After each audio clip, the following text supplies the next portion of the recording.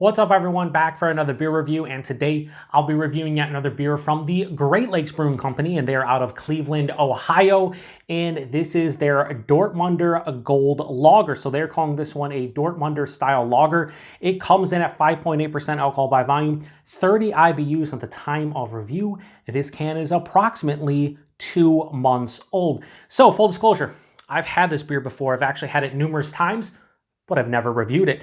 So when I was thinking of shelfie beers to review for this month, and I was in my local Wegmans grocery store picking up a mixed six-pack, I saw this one in cans. I've never had it in the can before. I've had it in bottles, and it was relatively fresh, so I was like, you know what, I'm gonna review it this month, so here we are. Now, as far as what they say about this beer, it says balanced and smooth. It says a classic award-winning balance of sweet malt and dry hop flavors, proudly waving the flag for Cleveland and refreshing beer drinkers everywhere since 1988. So they've been producing this beer for almost 35 years. Now, as far as the style goes itself, Dortmunder-style lagers are not very prevalent here in the US. As far as like commercially available ones, this beer and Jinx Proof from Three Floyds are two that I know of. I'm sure some folks out there will have local breweries that maybe can a Dortmunder here and there, but you don't see a lot of packaged Dortmunders here in the US. You typically see German Helles lagers and German style Pilsners.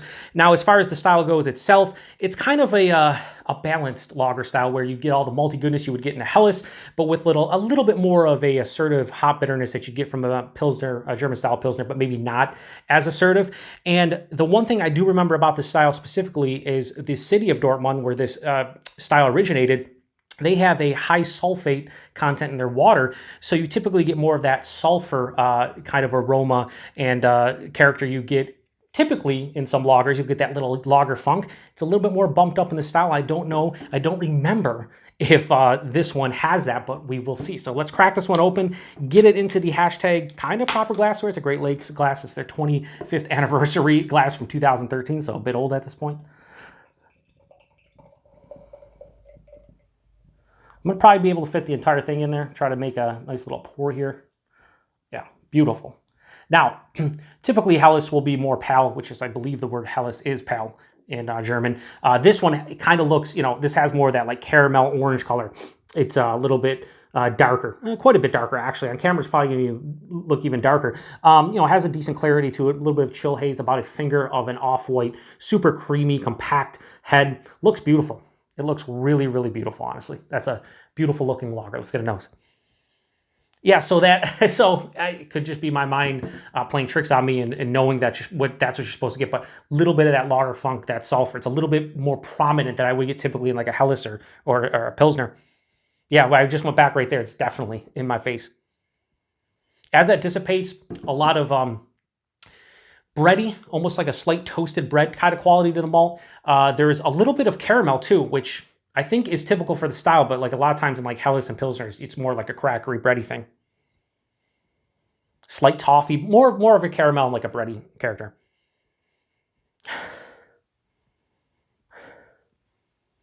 The hop aroma, typical. I don't know if they're using noble hops in this. I don't know if the style, pretty sure, maybe not. Correct me if I'm wrong out there, but it has that like spicy floral component that you typically get. Yeah, floral and spicy.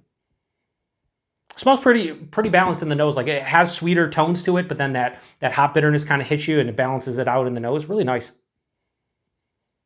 As I go back, that sulfur thing is cool. Yeah, this smells really good. Let's get into it. Cheers, everyone.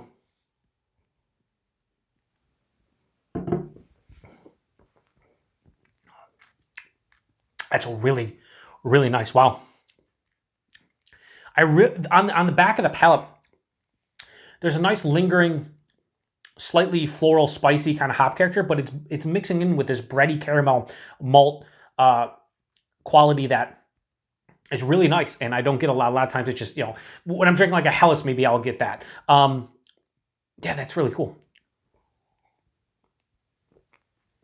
One thing I did forget to mention too with this style is typically these have a little bit of a bigger body because their ABVs are slightly higher than, say, a Helles or a Pilsner by like maybe like a 0.5%. This is 5.8, and typically most Helleses are around 5, maybe a little bit under, a little bit over. Pilsners can typically get up to like 5.5, but these are, and this is almost pushing 6, so a little bit bigger. The body's beautiful for 5.8.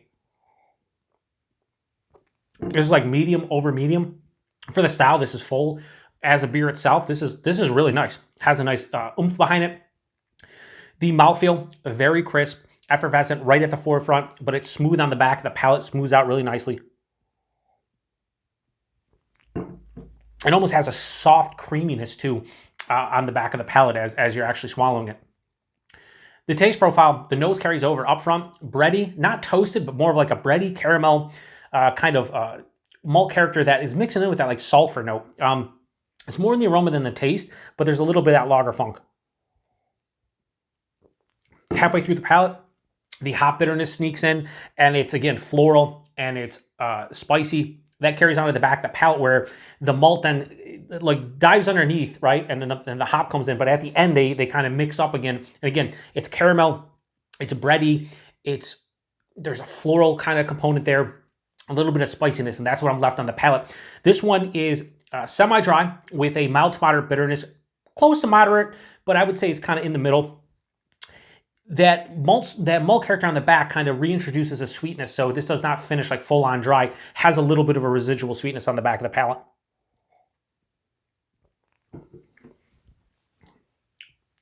Yeah, I mean, you know what's funny? I've been drinking Great Lakes for a long time, since I got into craft beer back in late 2009, early 2010. I ran through the vast majority of their rotating offerings, their flagship beers, their seasonals. And when I come back and try these, here we are, say 12 to 13 years later, still quality through and through. That's what Great Lakes does. They make quality beers, and a lot of the beers they make are styles that aren't, really all that, I wouldn't even say prevalent. They're not that popular anymore here. Like, you don't see styles like this really in the US. But I would take this personally, I think, over a lot of Hellas's that I've had over the past 6 to 12 months. It has a little bit more hop bitterness and a little bit more body to it. So it's to me more enjoyable to drink. And you're talking about a difference of maybe 1%, like 0.75%. Let's say we're drinking a Hellas that's 5%. This is 0.8% higher. And I think the body and the flavor profile for me is more welcome. Now, if the point is to crush a bunch, sure, maybe you want a little bit less alcohol. But like if I'm only going to have a couple, I would pick this over most Hellas's that I've had recently. And Pilsners aren't my favorite, whether it's a Czech, German, whatever the case may be. I prefer Hellas's over that, so I would definitely take this over more Pilsners, over most Pilsners, most Pilsners.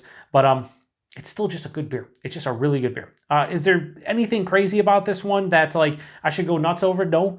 But I mean, for the price point, availability, and everything, it's really good. So Dortmunder Gold Lager from Great Lakes. I am going to give that...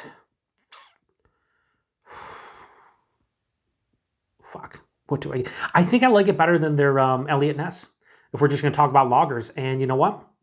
I'm going to go a little 4.25. I'm going to go 4.15. I think I gave that beer a 4.1, so this is slightly better. I believe the last time I checked this on Untappd was like 2015 maybe, and I gave it a 3.5. Again, I'm in a completely different place in terms of my my palate 7 years later.